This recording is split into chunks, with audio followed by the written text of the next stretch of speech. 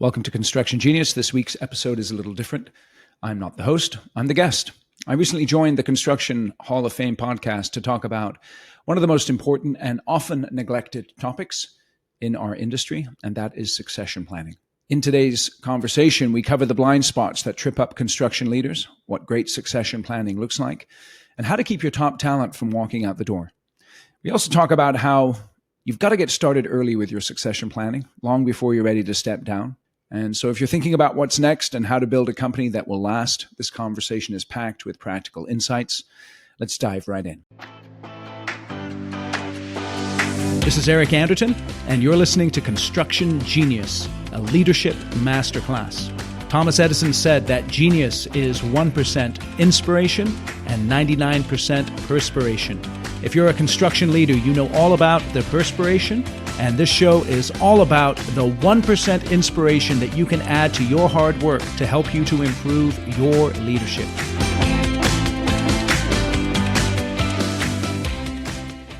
Welcome back to the Construction Hall of Fame podcast. Today we have Eric Anderton joining us as a guest on the show. Thank you for being here, Eric. My pleasure. Thank you for having me, Matt. My pleasure. So today we'll be talking about building something that outlasts us as construction leaders, right? This is specifically about succession planning in the construction industry, and more specifically, succession planning that actually works, right? Because there seem to be so many questions, many blind spots that leaders face when they want to plan for and execute a succession strategy. So Eric is here to help demystify part of that process, to talk about some real world examples he's gone through helping construction leaders plan for and execute succession plans, and really just to help leaders focus on that legacy and leadership continuity piece of running a construction company. So Eric, just for starters, would you mind giving us a bit of background about who you are and how you got to where you are today? Yeah, I have absolutely zero experience working in a construction company. However, I have worked with construction executives since 2004. I began by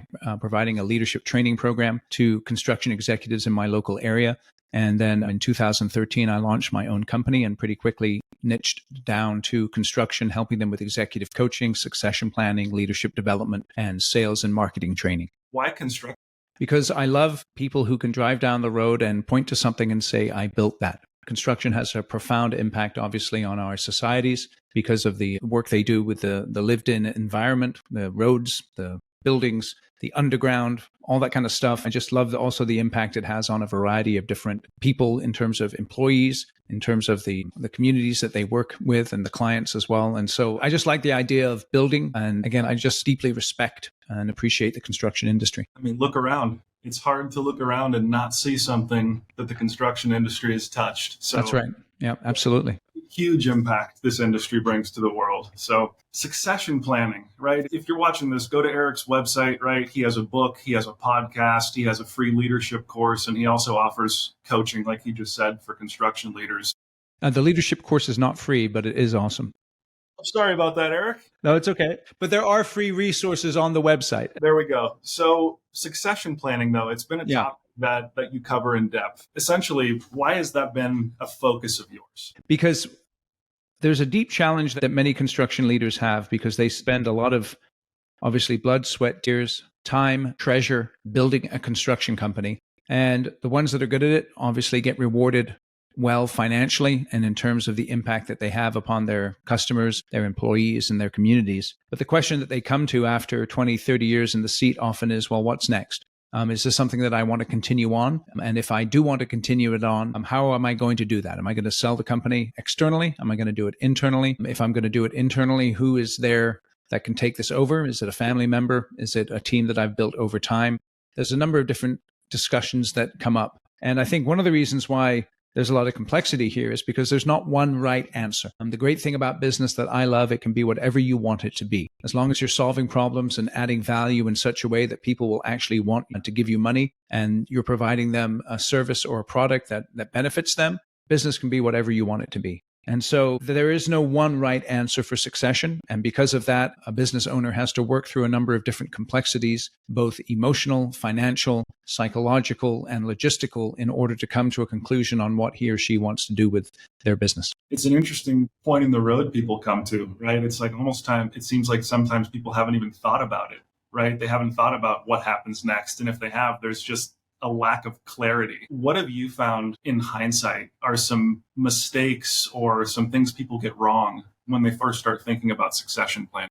Well, the first one, and I think it's probably obvious to most people, is that they start thinking about succession planning way too late in the game. So, if you're thinking about getting out of the business in the next 2 to 3 years, then you are really behind the eight ball in terms of succession planning. And the very best construction companies, they don't think of succession planning even necessarily as a means of what they're going to do to pass the business on to the next generation, but they think of it as a dynamic part of their business where they're always looking to develop the talent that they have in their company. They're always thinking about, where is my business going, not only today in terms of a project that we're executing, but 5, 10, 15 years down the road. And so the very best construction companies are starting succession planning almost from the get, almost from when they start the business. And that obviously can be challenging because when you start your business, what are you doing? You're looking to pay the bills. You're looking to make sure your crews are busy. You're looking to land the next project. You're figuring out how to build projects profitably and safely and productively. And so you don't really think of necessarily 10, 15, 20 years down the road. And that's why as soon as possible, you need to be able to step out of the business and work on the business and think about those things, because the more work you put into thinking about the future, the more you can set up the present to point towards that future in a way that benefits you and other people in the business. And in order for one to be thinking about this from the beginning, they need to have an understanding of what it is, right? And so what does succession really mean to you? Succession planning can mean a variety of different things, but what it means to me is structuring the business in such a way that it has an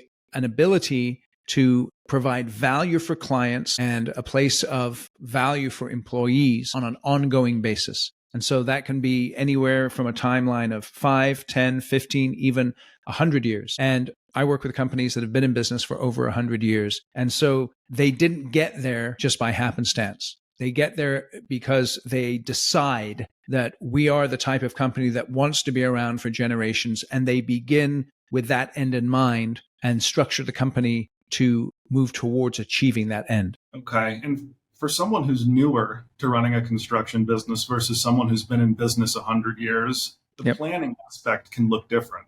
Yes. It's almost like you don't know what to plan for because you haven't really gone through it yet. And someone who's 100 years in business, they've seen different cycles, they've seen different markets. I think they have a little more clarity as to what the future could look like and how to plan for that. What do you see as the strategic drivers that do shape the future needs of an organization? I think those differ for each company, right? Because it differs from a general contractor to a subcontractor. A subcontractor may be more specialized in the type of work they do, whereas a general contractor may be able to take on a variety of different projects in different industry segments. But those are some key questions, right? You want to ask, what are the strategic drivers creating new needs for our organization? Which talents and roles will continue to be important, 1, 3, 5, or even 10 years from now?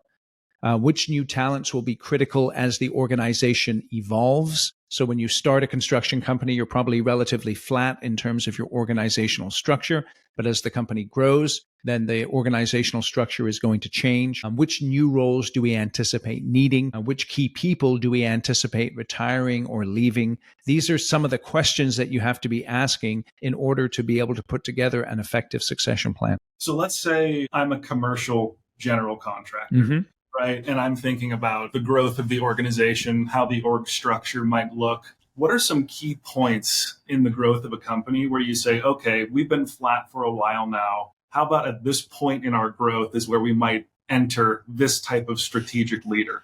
Does that make sense? Well, yeah, as far as the structure is concerned, let's say I'm starting a commercial construction company. I've been in business 5 years. I'm the president or the CEO, and I have, let's say, 5 to 6 people reporting to me directly. I can handle that probably. When it gets 7, 8, 9, 10, then I may need to think about the structure of the business. Now, remember, it can be whatever you want it to be. So there are some CEOs who have many, many, many people reporting to them, and that's fine. So I'm not trying to give a prescription here, but you have to think about how effective is the company, how productive is the company, how do you feel about the work that you're doing? And if you as a construction company owner are not comfortable, or you're feeling stressed out, or in some way you're not happy with the way your company is structured, then that's when you should look at reorganizing it or thinking about how does our org chart need to develop as we continue to grow and evolve as a business.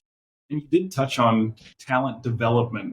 It seems to me that as a construction organization grows, one bottleneck is that talent development side, right? Because if a leader can effectively oversee, let's say, 5 to 6 direct reports, but then it happens to jump to 10, a leader only has so much time in every day. Yes. Right? It only gives so much attention to each person on the team in different aspects of the business. So one thing that I've seen actually impact construction companies is not having the bandwidth as a leader to develop that talent as they grow. The leader gets stretched thin, and all of a sudden, when they were 5 to 6, talent development was strong, it was consistent. But then once the team has grown, it ends up being a bit of a disconnect, right? So it seems like one thing a construction leader might consider, from what you're saying, is evaluating their effectiveness of leadership, evaluating how they develop the team and how that might have changed, and saying, is this sufficient to help my people become excellent? Or would I need someone else in here from a leadership perspective to come in and help with the management of the other direct reports on the team that's grown,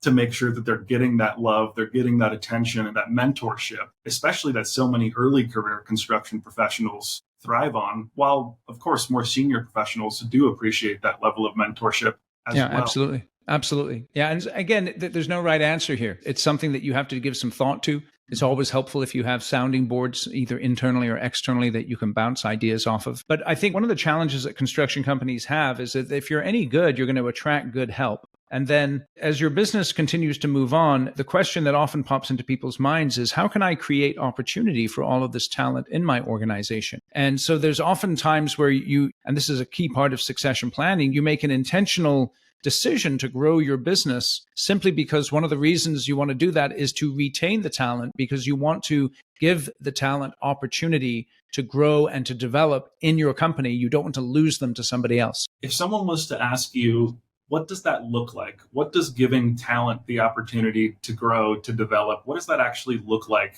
in the workplace? I think on a fundamental level, there's this idea of tours of duty, which I think are tremendously important. And so every company, you have the field and the office, you have estimating, you have project management, you have operations. So there's a variety of different opportunities that people have. And I found that the very best construction companies, and this is typically construction companies that are a little larger, and so they have some overhead room where they can do these kinds of things. They'll, for instance, take a project engineer and they'll pair them up with a project manager for a couple of seasons, and then move them into pairing them up with a superintendent, and perhaps even move them into estimating. And by doing that, they're giving these project engineers a well-rounded picture of the business and a feel for the business that perhaps they wouldn't get if they were just stuck in one of those silos. And as you're doing that, you're doing a couple of things. Number one, you're being able to evaluate the talent that you have in terms of how they respond. And number two, you're giving them an opportunity to see what they actually really like to do. And then the third thing is, if I'm a project engineer and I've worked with a project manager and then I've worked with a superintendent, I have a deeper understanding of some of the challenges that occur between the field and the office.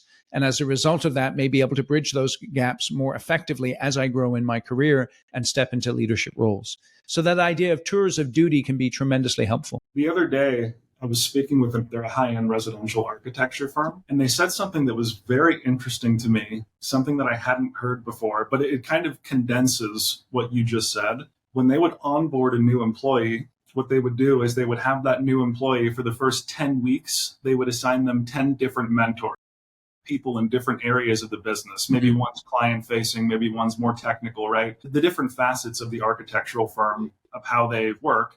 They would get this new employee exposure to 10 different elements of the business through different lenses as a way of sort of getting them entrenched, getting their feet wet, helping them understand how they work. I think this could be a huge way for companies to successfully develop people in the short term, but also help them understand, if their earlier career, maybe what are some things they like more, maybe what are some things they don't like as much. But it seemed like that was kind of a condensed version of what you're talking about. Yeah, it's interesting. The only thought that popped into my mind is a week long enough to give someone enough of a taste, and perhaps in certain companies it is.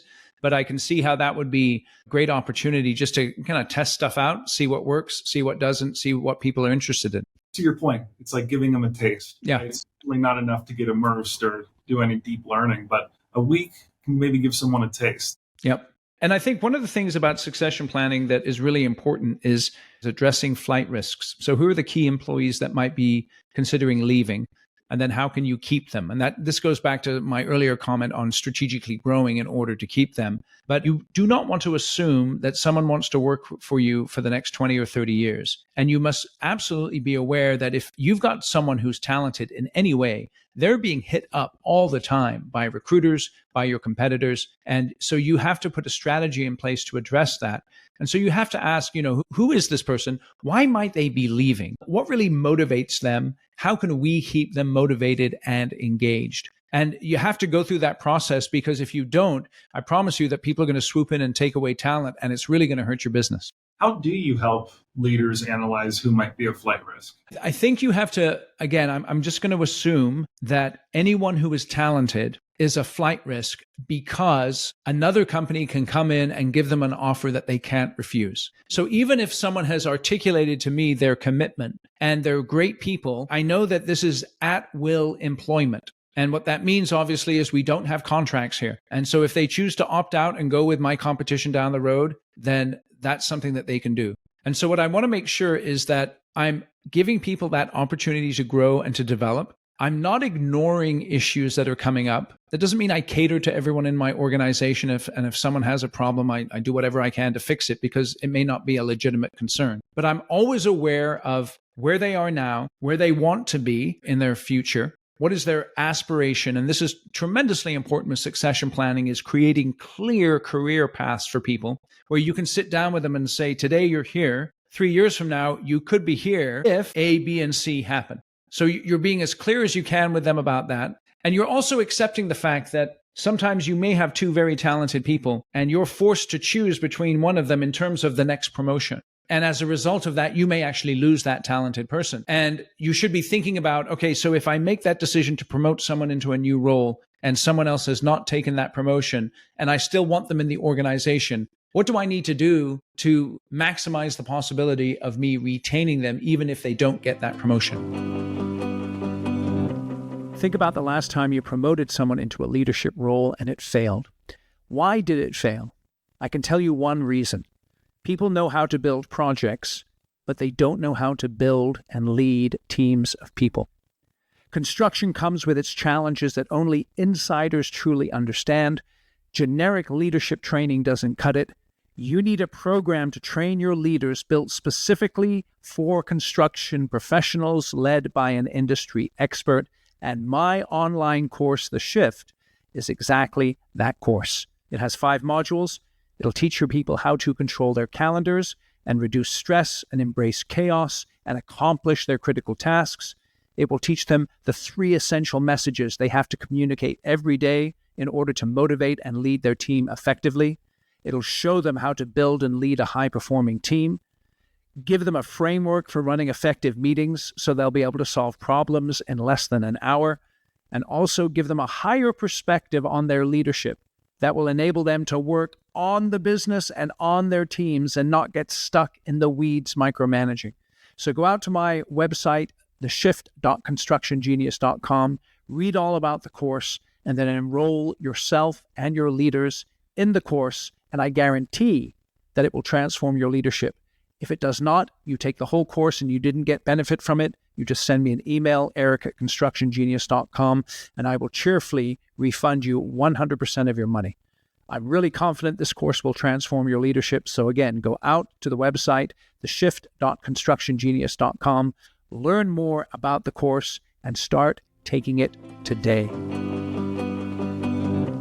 Your point about communicating with clarity in a situation like this is so important, right? Like, I sit on the recruitment side of this desk, right? So I'm speaking with candidates constantly about what motivates them, what would drive them to make a move. So often it's lack of clarity around career development, around career path. It's like that piece of the puzzle is skipped over by construction leaders. They just neglect to talk about it. From my perspective, it seems like sometimes it's just because they might not be confident about what they would be able to present to them, or they hadn't thought enough about that So they just kind of put it on the back burner as a means of just hoping things continue to go well. Yep. But unfortunately, many people think about their career intentionally. So if they're not being clearly communicated to about how they can grow, and someone else can do that, and they do that even in an interview process, they're looking at the grass on the other side and they're saying, well, at least they say the grass can be greener. At least there was a path communicated about how the grass can be greener, when I'm getting nothing at my current firm.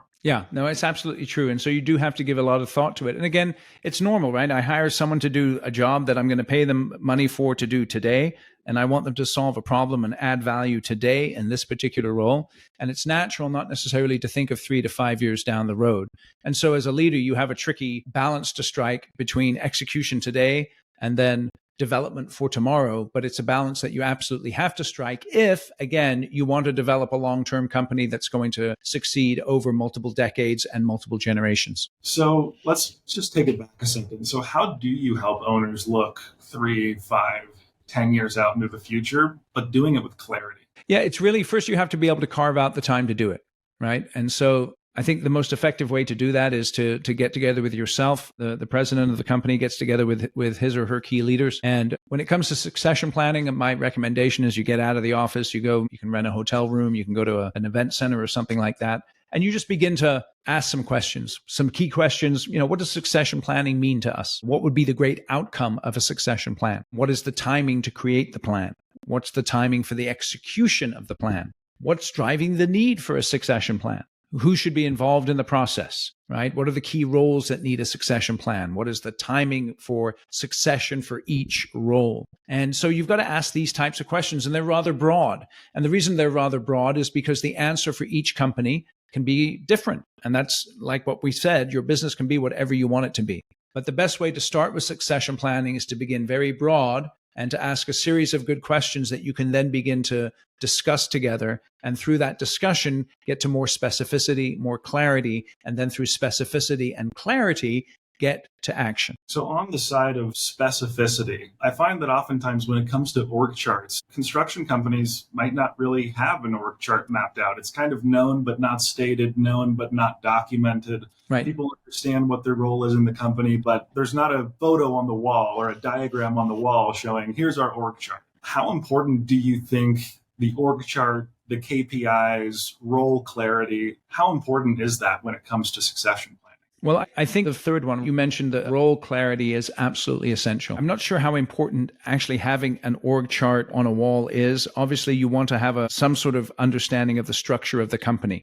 But in terms of importance, clarity on role and responsibility is absolutely essential. And then tying KPIs to those roles and responsibilities is absolutely essential so that I can know whether or not they're being executed well. In terms of the org chart, the benefit of having an org chart is just so that people understand who's in charge of bidding, who's in charge of planning, who's in charge of building, who's in charge of getting paid, and how are those roles then going to be reporting up the structure and how are they affecting down the structure as well. But I think one of the ways that construction companies often fall short is a lack of clarity around roles and responsibilities. And as a result of that, there's a lot of finger pointing and there's a lot of micromanagement that then takes place. And you have people who spend a lot of time doing other people's jobs because that lack of clarity exists around whose roles and responsibilities, what the roles and responsibilities are, and who should be doing what. And it seems that role clarity and KPIs can often tie back into the org chart, right? Because if someone has an understanding of the org chart as a whole, and they can say, okay, in my role, if success is defined on this and my KPIs are this, if I was to hit my KPIs, well, there may be an opportunity to move upward in the org chart. Yes. So I agree to your point. It's like having it on the wall, maybe that's not the most important thing, but having people understand how the success of their position ties back to growth within an organization could be a great way to give employees confidence about the future. Yeah, so that's a good point in terms of creating the career paths and tying that in with the org chart. So you can present the org chart and say, here you are today. Here's where you could be relative to the org chart. This is your role and responsibility and the KPIs associated with your current role. And if you execute on those, this is the path that you could go on in order to get to where you want to go. I think another thing to keep in mind as well is that there are many good people in construction companies who are not ambitious. And let me tell you what I mean by that. There may be someone who's a project manager and they're excellent at what they do. And we may assume that they have ambitions to be a project executive or an operating officer, but they may not. They may just want to build the work and they're quite content on that. And so just like your business is whatever you want it to be, people's careers are whatever they want them to be, as long as they're adding value and solving problems and justifying their paycheck. And so it's important that you have those discussions and identify the people who do have the ambitions to move up or the people who are just quite content in the roles that they're in. Right. It's almost like self-awareness as an employee is so important to understand, where do I want to go? Yeah. This organization support where I want to go. And on the flip side, if every single employee in your company, let's say you have 15 project managers, they're all exceptionally ambitious. Well, there's only so many who can rise to the next level and the next level. So having a team that might have spread out ambitions and understanding those seems to be a way to help retain those people. But I think going back, your piece about communicating with clarity, obviously very important. Now, what I'm curious to dive into with you is cadences from a communication perspective as a construction leader, right? Yep. There's quarterly performance meetings, yearly performance meetings. How often do you suggest, when you're speaking about a career path, when you're evaluating talent, communicating with them, what cadences have you seen keep leaders most in touch with their team? I think that when you're having your quarterly check-ins, and I mean, I know in talking about check-ins and quarterly meetings and annual meetings, many people listening to this may be saying, yeah, I know that's what I'm supposed to do, but I don't do it. What I would be saying is that on an annual basis, you definitely want to be revisiting the career path. And on a quarterly basis, you want to be checking in on those KPIs that are related to the progression along the career path, so that people are not, you don't want people to be blindsided every year by bad news, you could say. You want people to know, they need to know on a semi-regular basis where they stand in your organization. And that quarterly basis it's a good check-in point, right? Because I'm not going to talk about it every week, because right now, this week, we need to execute this project and get it done. I'm not even going to talk about it every month necessarily, because 12 times a year talking about your career, it's not necessary. But every quarter, just checking in and saying, hey, listen, I know we set these goals for the year. Here you are on your goal progression. Keep in mind how the execution of your goals relates to your career path, and let's make sure we're moving forward here. So I think a quarterly/annual cadence in terms of tying performance into career paths in one form or another is appropriate. And not overlooking those conversations and being specific when possible is so important. I can't tell you the amount of times I've spoke to someone who said, yeah, I talked with leadership about potential promotions, potential step up within the company. We've talked about it a few times, but I don't really have much clarity. Right? Yeah. They talked about it, but they didn't really talk about much. Right. So the employee walks away feeling maybe worse than they would if they were just given the truth about the situation, so they could at least have clarity for their career. Yeah. And it's a tough one again, right? Because we don't want to overpromise with people, but at the same time, we don't want to cloud issues and give no clarity so that people don't know where they stand. And so for every leader, there's a judgment call that has to be made. And that's the essence of leadership, is judgment. And being able to understand situations and make the right calls based on the situations. And the more transparent you can be with people, I think that the better, the more people appreciate that. But again, you have to balance that with the needs of the business. I may not necessarily want to say to a project manager that they don't have the opportunity for the next promotion because someone else is going to get that promotion. I may not want to necessarily articulate that completely because I may lose them as a result of that. But at the same time, I do owe them a degree of clarity and transparency. And I don't think there's necessarily one answer to that question. This is going to be a situational question, but let's say we are, as a construction leader, you find yourself in that position. Someone's going to get the promotion. Someone else is going to be passed up for it. Yep. You know they wanted the promotion. What have you seen work to help keep someone like that on your team if they're a strong player? Yes. Or has it typically just led to them being a flight risk? Okay, so I think one of the things that you can do is make sure that that strong player is on a project that he or she wants to be involved in. Okay, so let's say it's a project manager who didn't get the project executive promotion. I don't want to then stick them on a sucky project that they hate. I want to make sure that they're doing work that they enjoy. I want them to know that I appreciate their contribution. And they didn't get the promotion not because they're a bad person, but we thought that the other person would be a better fit for this particular role. If this person, for instance, is technically very strong, but in a leadership way, not very strong, and therefore didn't get the promotion to perhaps moving from project builder to people leader, then I want to be transparent with them about that and let them know that and give them a possible path for improving on that. But I also want to emphasize with them, if it's appropriate, that listen, you're technically tremendously skilled and we need you here at this organization and we value you as far as that's concerned. If you can tie that value to both recognition and also rewards, then that can be something that's tremendously powerful as well in communicating to them your appreciation. The last thing I would say is that if you want to keep someone who is technically sound but didn't get that promotion, you want to make sure that the person that they're reporting to is someone that they respect and someone that they enjoy working for, because people don't always quit their companies, they quit their bosses. And so that's something else to think about too. And it's kind of tricky, right? Because perhaps the person who you've promoted is now the person who didn't get the promotion's boss. And I'm not saying that you shouldn't do that, because you know what you need to do with your company. But if that's the case, then you probably want to get with the person who got promoted and really communicate strongly to them that the person who didn't get promoted is a valuable team member, and that the newly promoted leader needs to make sure that they're communicating that very clearly as well. It shouldn't be a situation where they're like, yeah, I got the promotion and you didn't, you loser. It should not be that in any way at all. And on the flip side, as an employee, this reminds me back when I played baseball in school, and one of my coaches would say, don't get bitter, get better. Yes.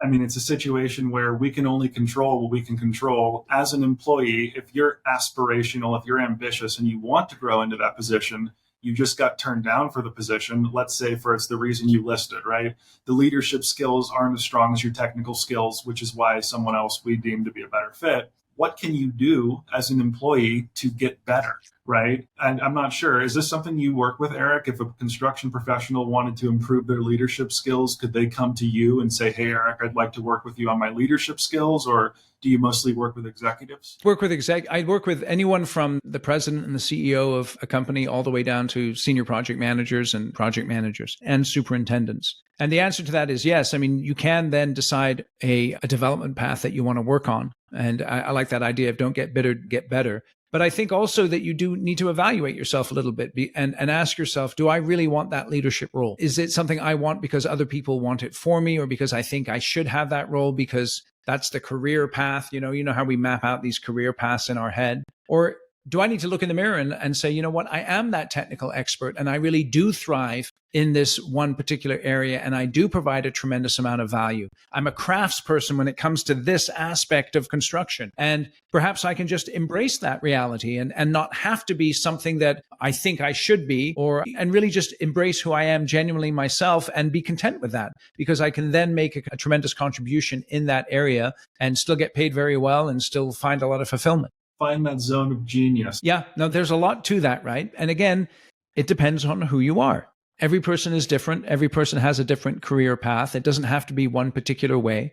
But the more honest you are with yourself, the more open you are, the more willing you are to change and to develop, and then also to accept where your strengths are and perhaps where your weaknesses are as well. That can help you to position yourself to make the greatest possible contribution in the company that you're involved in.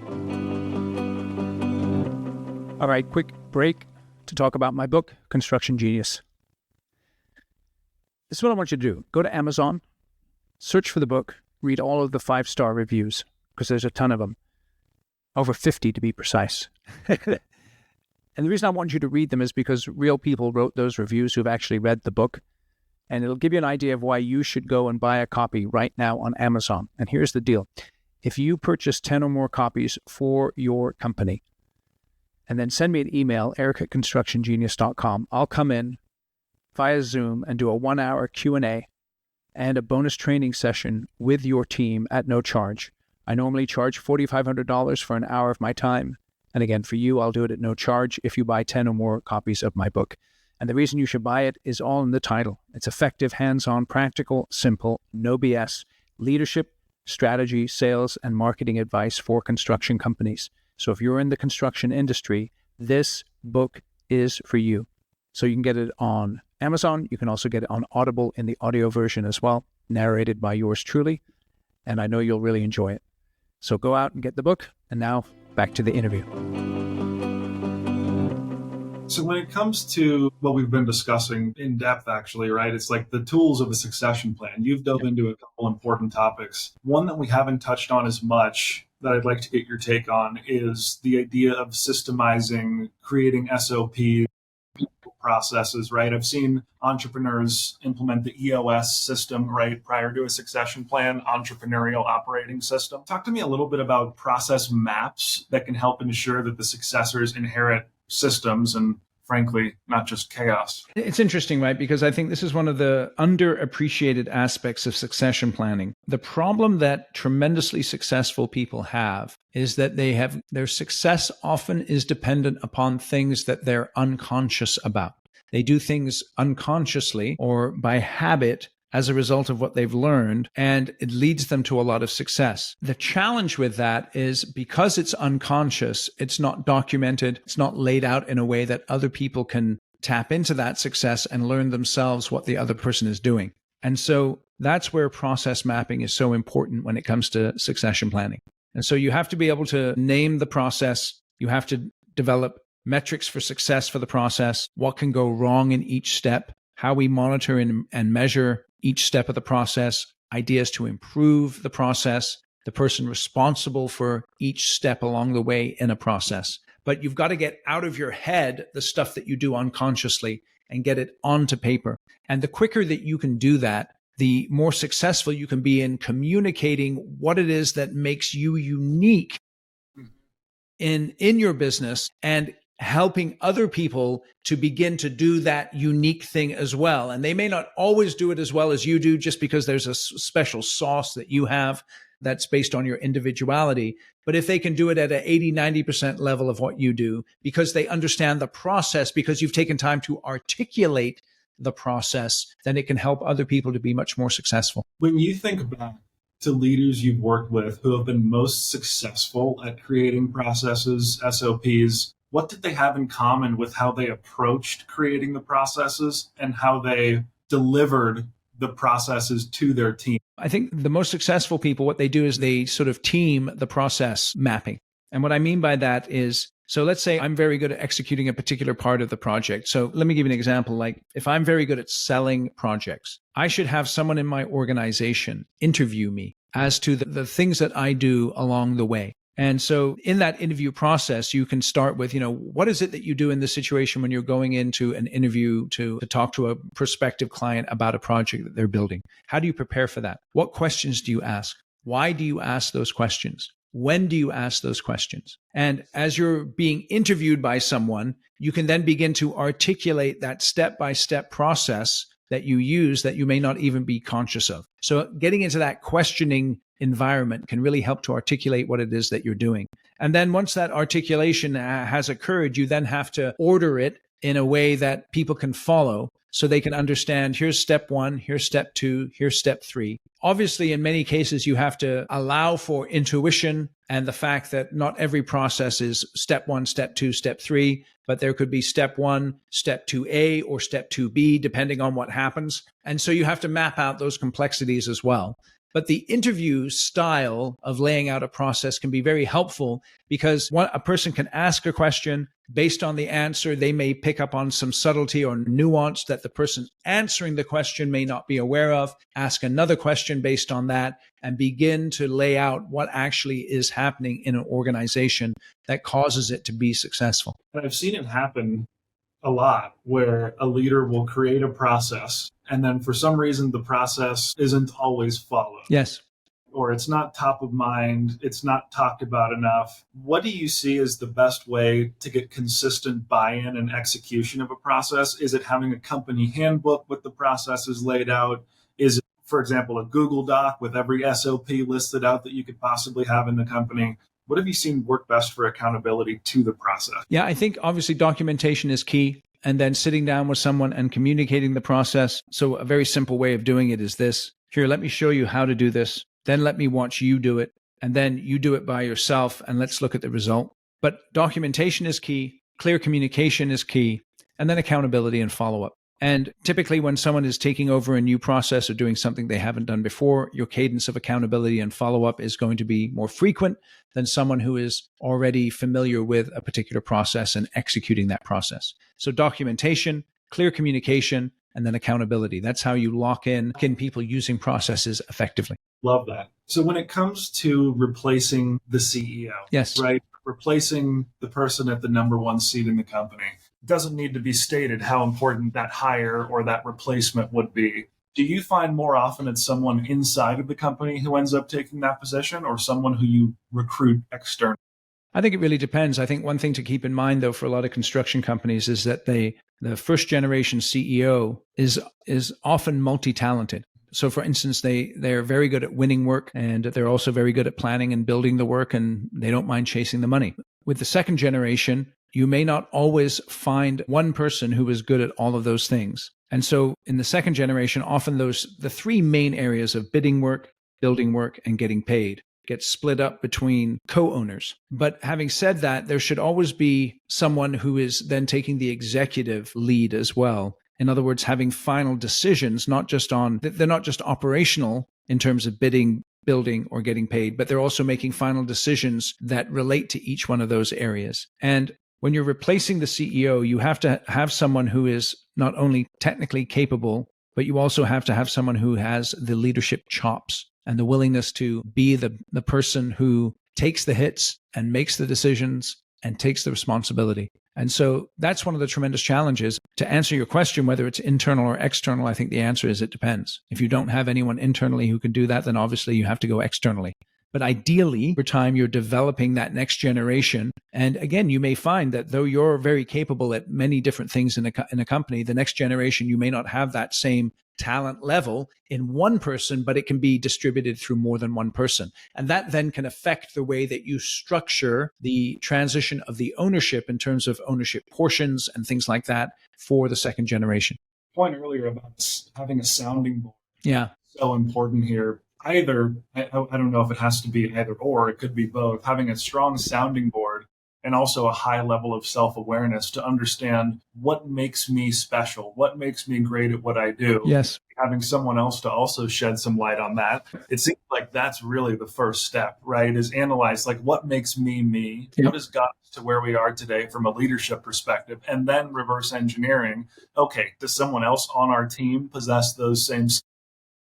Could someone externally possess those same skills if they're not internal? Or do we have to piecemeal this into several different positions to where each person is owning a certain zone of genius where maybe I had two or three, maybe we need to partition that out to whoever ends up filling this role. Yeah, it's entirely appropriate to do that. And again, each company is different. That's one of the things about succession planning. It's a very broad topic, and that then lends itself to being worked out in unique ways in each different organization. In the planning of a succession plan, in the planning phase, it seems that the leader of the company having some sort of training, mentoring process would be critical, right? I mean, we want to have all the knowledge and the wisdom and the experience of this leader passed on. We see it all the time, right? In construction, the superintendents who are getting older in their career and they possess all this knowledge. It's like, what are we going to do when all these supers retire? And then the younger generations might not have that wisdom captured and passed down to them. Have you seen it work successfully to where maybe a few years before one would plan on exiting the business in some way, shape, or form, they take someone on their team into the trenches on sales meetings in just different aspects of the company to really get their feet wet and train them? Or what have you seen help in terms of passing down that wisdom other than, creating systems and processes, which certainly should capture some of that? Yeah. So again, I think that systems and processes do capture some of it, but then you have to get the buy-in of the people, right? So hopefully you have your superintendent who's been with you for 10, 15, 20 years. Hopefully that person is willing to bring someone up and is not threatened by the next generation. That's not always the case, but those are the types of people that you're looking for. Again, if you're looking to develop a succession plan over the years, one of the wise things to do is to get people around you that might be leaving at the same time that you are, in the sense of retiring out of the business. And they would then have incentives to develop the next generation so that the business can be passed on. But that idea of mentorship is absolutely essential. And it's not something that's guaranteed, though, because people tend to be protective of their turf. And so that then goes back to this idea of hiring the right people for the right positions in your organization. So if you do determine that I want my company to go beyond myself to the next generation and perhaps even generations after that, then the types of people that you hire into your organization are going to have an impact on that. So if you hire people who are not willing to mentor the next generation, who are insecure in their roles in terms of, I don't want to train anyone who might take over from me, those are probably not the types of people that you want to hire. Okay, so if I'm a construction leader, a business owner, and I'm starting to think about succession planning as something that I do want to do, but I'm feeling a little bit overwhelmed, where do you suggest I start? One thing you can do if you like is you can go out to my website. I have a template on the website. What I would encourage you to do is just to download the template and begin to work through it. If that's the only thing you do, you'd get a tremendous amount of value from that. And I can give you a link so that people can go and in the show notes and get the template. But I would begin by working through that. And the first thing I would do is I would go offsite with my key leaders and I would start just a general inquiry into what succession planning means for us and some of the questions that I shared earlier. And those are all in my succession planning document. And you can begin to work through some of the high level ideas. There is an advantage to bringing in an outside facilitator many times, simply because as the president and CEO, you don't have to facilitate the meeting and think about the answers at the same time. It kind of frees you up. But in the initial stages, I wouldn't necessarily recommend that you bring someone in. I think you should just begin to work through it yourself and start asking those high level questions with people that you trust internally in the business and get a sense of where perhaps this succession could go. Obviously, as you get into more detail, as you get closer to the time when you might want to pass the company on, bringing in outside advisors from a structuring of the deal perspective, legal advice, all those kinds of things, that's tremendously important. And then using someone like me who's facilitated many discussions around succession can be tremendously useful as well. What are your thoughts on how ESOPs fit into this versus maybe having someone take over? Or I've also seen construction leaders decide, hey, let's just become employee owned as a company before I phase out. What have you seen in regard to ESOPs, or maybe not going with the employee ownership route and just having someone take over as the new leader? I'm agnostic as to the vehicle that people use. I have companies that are clients who are ESOP. I have clients that looked at ESOP and decided it's not for us. The ESOP model can work very well if you're committed to it and able to communicate the value of it clearly to the next generation.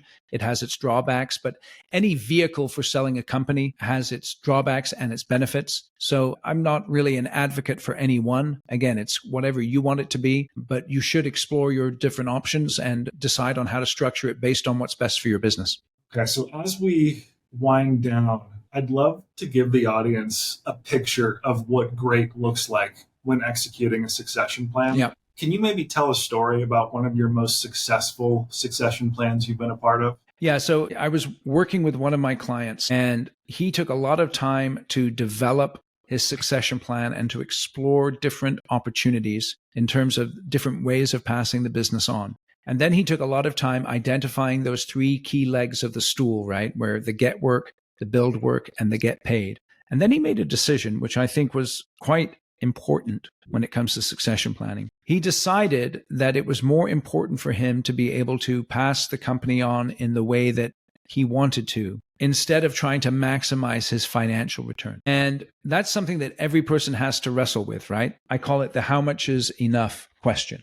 So again, you've built your business, blood, sweat, and tears. Hopefully you've been successful enough to have a lifestyle that suits you. Then you've got to ask yourself, how much more money do I need in order to be satisfied? And how then does that affect the way that I structure the deal? And because this gentleman understood that if he wanted to pass it on in the way that he wanted to, it would lower the amount of money he could make. He was willing for that though, because what was more important to him was taking care of the employees who had been loyal to him through passing the business on to them, and also the legacy of his business from one generation to the next. Now, let me say this. If your goal is to maximize your financial return, that's perfectly acceptable.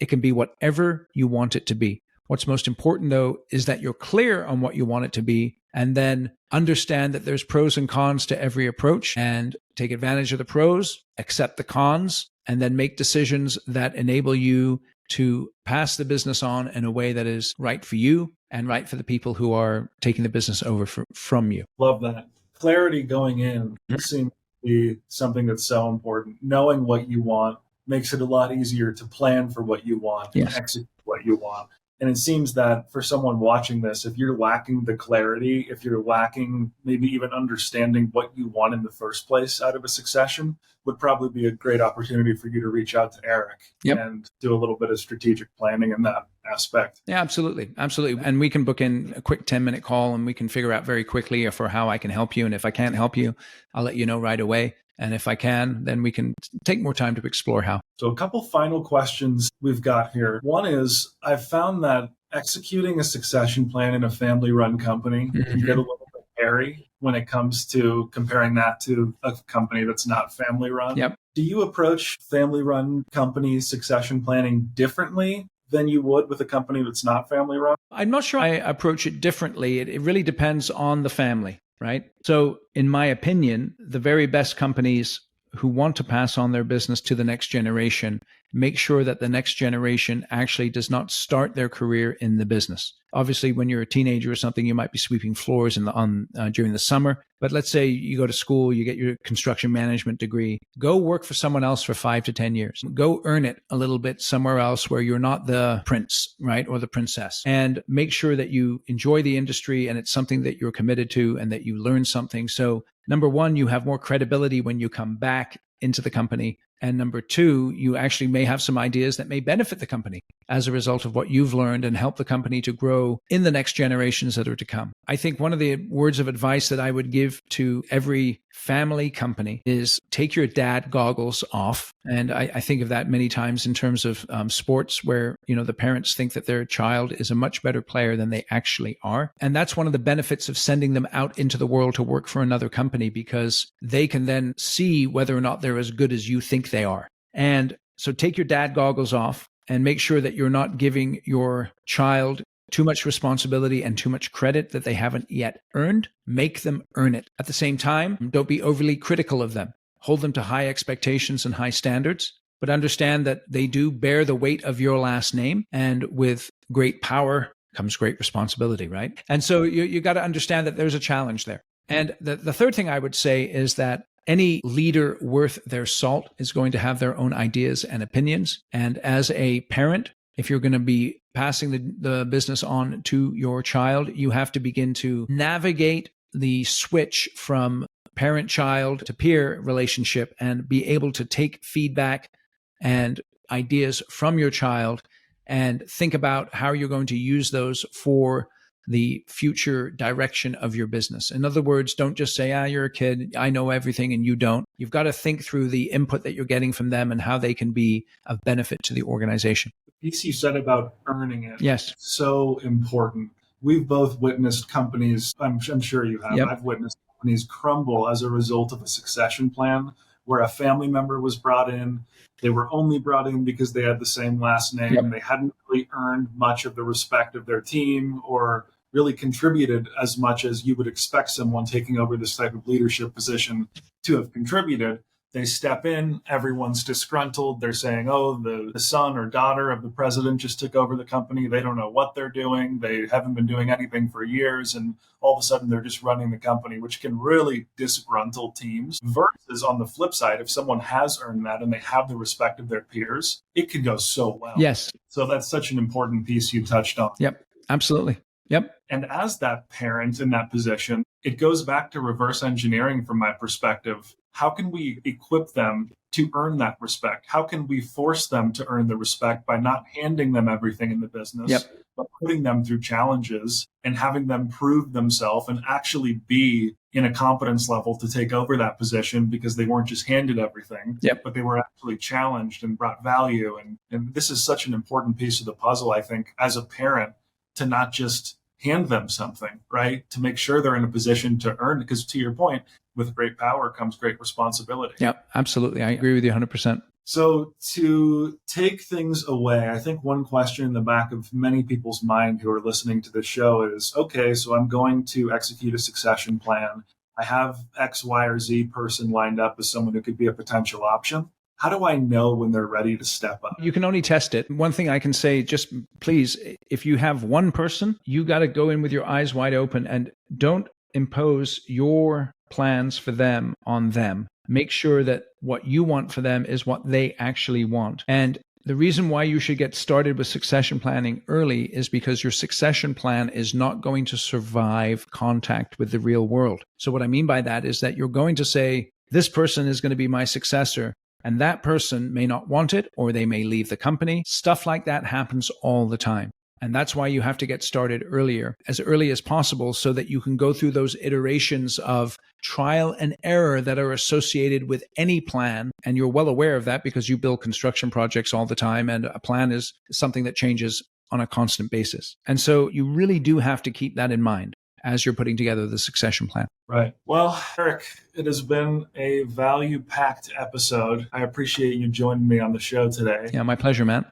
Yep. So for someone who wants to get in touch with you, Eric, Yep. You have your book, Construction Genius. You have the Construction Genius podcast. You have the not free course that you can purchase on your site. Where do you suggest people find you to best get in touch with you? Yeah, constructiongenius.com. There's a number of free resources there. And like you said, Matt, I appreciate you mentioning it. I have a book on Amazon. You can get it for $20. There's over 50 5-star reviews for the book. Tell me they really like it. Over 300 podcast episodes, many of them related to succession planning, by the way. And again, just go to constructiongenius.com and you can begin your journey there. And if you do want to book a call with me to discuss any of the things that we've talked about, you can just click on the button there and book in 10 minutes with me. I'm happy to have a quick chat with you. And I do highly recommend that a construction leader listening to the show does check out Eric's book. I've bought his book. I've read his book. It was fantastic. So for someone who's concerned with pedigree of leadership, growing as a leader, really, whether you're a project executive or you're a leader of a construction company, the book is packed with value and real world value, not just fluff. This is a great piece Eric's put together. Highly suggest you check that out. And again,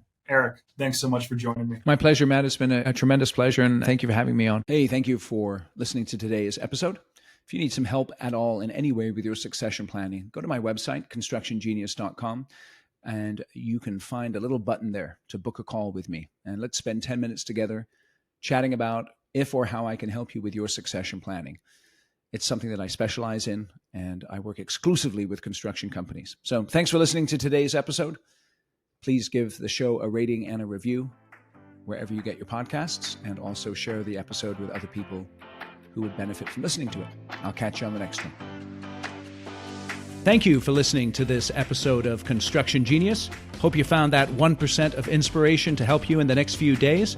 If you like the show, please give us a 5-star review on iTunes, share it with other construction leaders who you think would benefit, and always remember that the show is brought to you by Kick-Ass Meetings. I've been working with construction leaders since 2004, teaching them how to run extremely effective problem-solving meetings that gets their people collaborating, taps into their creativity.